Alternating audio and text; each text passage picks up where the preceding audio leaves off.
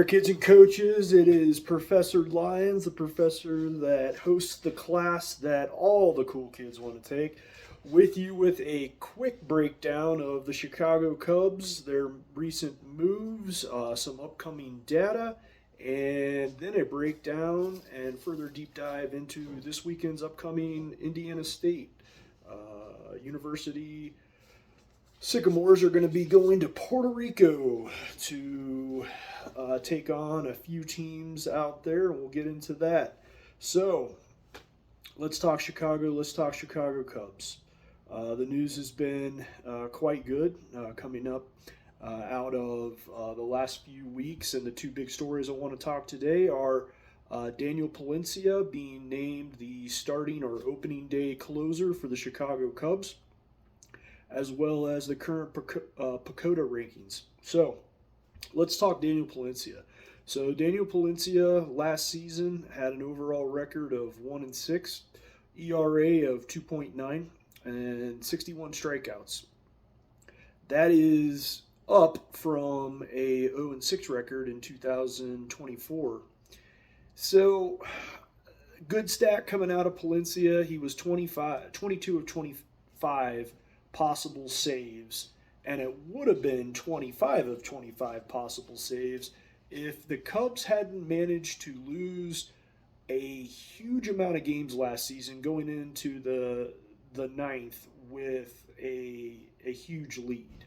And for whatever reason, it just seemed like game after game that the Cubs would go into the later innings with a huge lead, and the defense would just absolutely blow it. So Palencia built up a majority of these saves very early in the season when the Cubs were winning, actually coming back and winning late inning games. And so that was kind of the story of the first half of the season, and that allowed Palencia to hit an ERA of 1.57, which was amazing. And so he would come in for saves at home as you were on the road and be able to put them away. Like I said, those stats built up.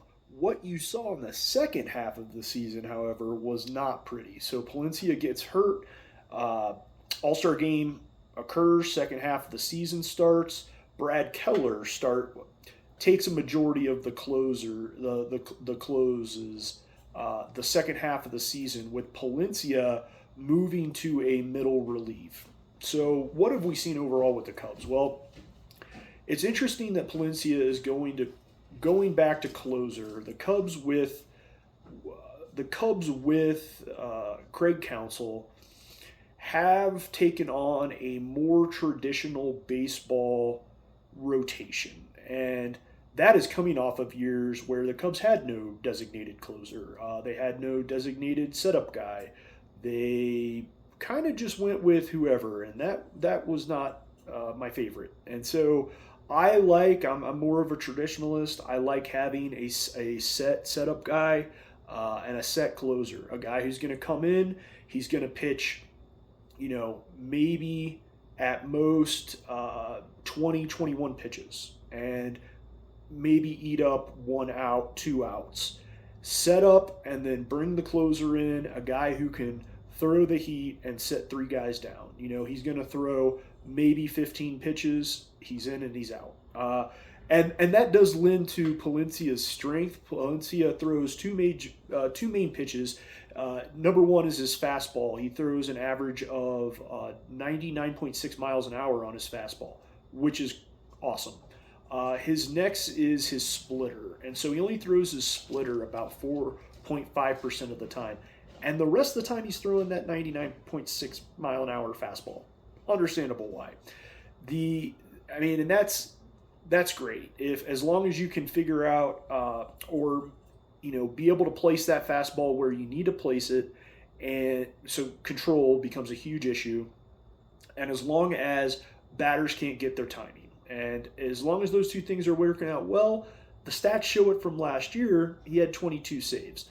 Unfortunately, that's why you see the pretty, it happens more with closers now, but the wins and losses. And so the 1-6 record, he ended with a 2.9 ERA last season, but that came from a season high at 1 point last season, a 5.4 ERA. And so he had let up, especially after he came back from injury, he had let up a lot of runs and very few innings, especially working middle relief. So he was maybe only seeing, Council likes to shift guys out. He likes to play the sabermetrics, matchups, left hand, right hand, all that business. And so, he might have inherited a lot of runners in those middle relief innings, laid up a hit, led up a series of hits to earn some runs, but it kind of doesn't tell the story, but yet at the same time it does. And so that's something to watch for this year. It's interesting, in my opinion, that Council has named his his opening day closer, or at least acknowledging that the Cubs will have a designated closer. We haven't heard anything about a setup man or anything like that coming into the late innings, but designated closer going into the season, and we haven't even really seen anything out of the pitchers yet. So that says he has a lot of faith in Palencia, that the maturity and what happened on the back end of the season, he liked what he saw. And so with a very limited sample set from 2014, there were only, I think he played in 10 games and had 0-6 record. So he was getting thrown in at the end of the game just to chew up innings and take a loss for the team. But he liked what he saw on the recovery of, especially the beginning of the season, the recovery from injury, being able to chew up some middle relief innings, and he likes the maturity going into play, or start opening day as a closer and set that closer. So I'm interested to see. I like the methodology that Council is putting down. I really hope Palencia can be the guy, because I'd love for us to have a designated closer. So I like the move personally. I think the numbers could argue both ways, but if Council's got faith in him, and especially him being a numbers guy, I like the move and I like to see where it goes. I'm a little interested that it's done before spring training, but hey, I'll go with it. What we have been doing has not been working, so I'm good with doing something new and seeing what sticks. We'll move on to the PECOTA standings, and so very interesting for the Cubs. Right now PECOTA has us sitting at 90 wins, and so with the moves that we had picked up, when we look at Ballesteros most likely playing catcher for us, the Jackson Wiggins pitching prospect coming in, probably going to spend some time in the minors before he comes up for the rotation.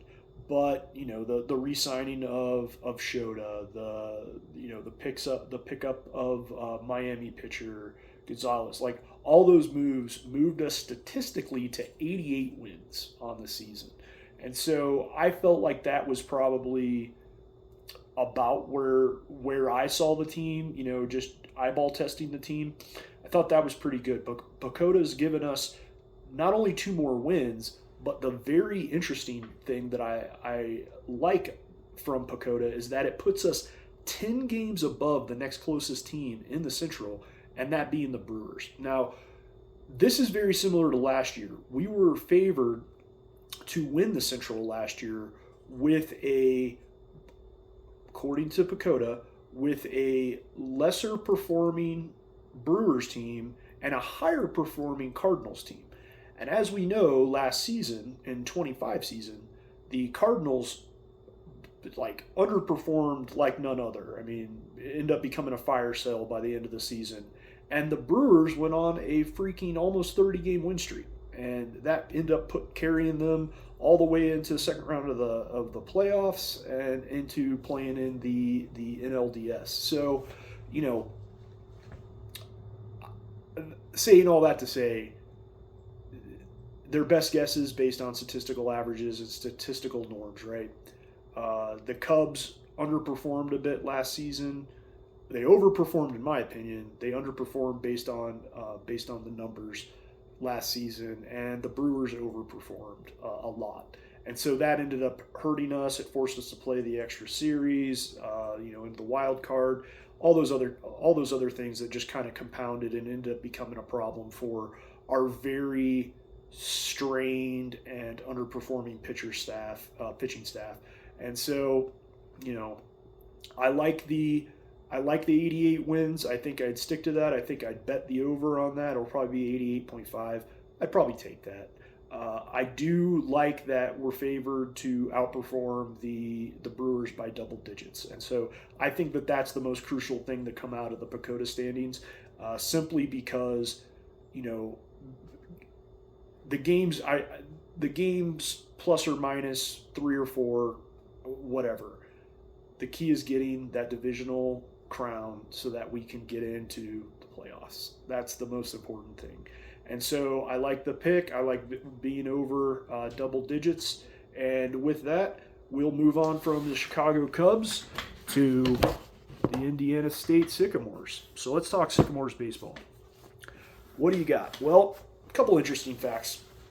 One, we're going into Tracy Archuleta's sophomore year. In my opinion, underperformed his freshman tenure coming out of USI. I was fortunate enough to be a professor at Indiana State the years that Indiana State had some phenomenal baseball teams. And I was also a professor at USI at the same time. And so I got to witness Tracy Archuleta, and I believe there's only one player currently on the Indiana State roster that was his, and then we had a transfer this season that came from there. That was one of his redshirt freshmen. But I liked what I saw. I mean, he was a very good coach for Division II baseball. Many accolades. When USI became a D1 team, just like with all their sports, it became a hard road to hoe for those guys. You step up the level of talent, the level of athlete, size, speed, strength, facilities, money to support, scholarships, all of it, right? You move into a new environment. And for the 2 years that he was there as a D1 coach, it worked out pretty well. As we know, Indiana State, a couple of great seasons. Coach moved on out west to Arizona. A lot of the players went with him or went into the draft. And, we are where we are at with the Indiana State team last year. That brought on a lot of transfers, obviously. A lot of players wanted to go with their coach, so they went on to come over to Indiana State. But finishing the season with a 24-31 record and 12-15 conference record. Not that great after coming out of, winning the Valley 2 years in a row and, having an overall record that got them into the college World Series, college baseball playoffs. I think there's a lot of potential with Tracy Archuleta. He's a very seasoned coach. This is his 25th year coaching. So I'm hoping that he can continue to put together some teams. Again, this is being designated a rebuilding year. What the numbers tell me is he's returning only eight people to the roster, and he has 9 incoming freshmen to the roster. I've got some names here for you, some key adds from the transfer portal, and who's going to be one of the starters this weekend. Joey Valentine coming in from Wright State, Justin Hoff coming in from Pensacola State, and as I spoke to before, a infield or position player, Caleb Newhouse, and he's one of Archuleta's redshirt freshman from Southern Indiana, now transferred to Indiana State and going to be playing.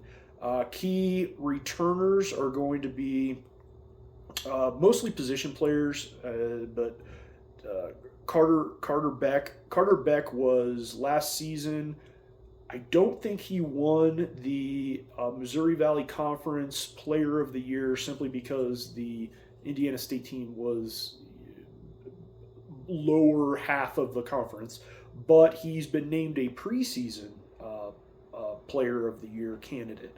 And so he's definitely one of the key returners for this season, and so I think he's going to be the 4th overall preseason draft in MLB draft prospect for Missouri Valley, and then that probably places him top 50 for overall D1 athletes. So that's pretty awesome.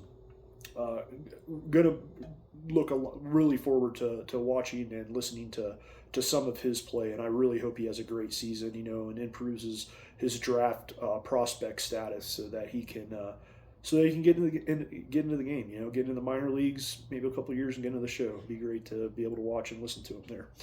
But the second historical fact going into this season or into this weekend's opening series is that it is an invitation tournament in Puerto Rico, which is the first time that Indiana State Sycamores have played a preseason tournament, and we're going to call it overseas. So basically not CONUS, right? Continental United States. And so that's pretty cool. A lot of these were, of course, these tournaments that we're now getting into were set, because of Indiana State's breakout season, and then their follow-on in 2023 and then 2024. So we'll end up seeing what happens with this, but they are already slated to play in the Bahamas at the end of February. So they play this weekend in Puerto Rico, and then the last weekend in February, they have a 3-game series, and it is in the Bahamas, and it will include Penn State. So let's talk the matchups real quick for this weekend. They have Indiana State's going to take on the Manhattan, NC State Wolfpack, and Wake Forest. And so that's pretty tall order. You're playing some pretty perennially, good ACC baseball teams. And so, some of those East Coast, not quite, Southern East Coast, so, SEC team, but a lot of those North Carolina teams, a lot of those, you talk East Carolina, NC State, UNC, a lot of those teams are really good every year at baseball. And it's kind of a mix-up of where do they end up settling out in their conference to, be able to play in the tournament. And, it seems like every year that those conference and just the state of North Carolina, South Carolina, they have teams in the tournament every year. And, what I'd like to see for the state is a College World Series like last year, or last season, where, Indiana's a football school now, or football state now. So, that's awesome. But, I love baseball a little bit more than football. And so, last year was great, even though I didn't care, much for some of the teams that got in. Indiana had 3 teams in, which was pretty cool. Indiana, Evansville, and don't think Purdue was the one. It wasn't Notre Dame. I have to look that stat up.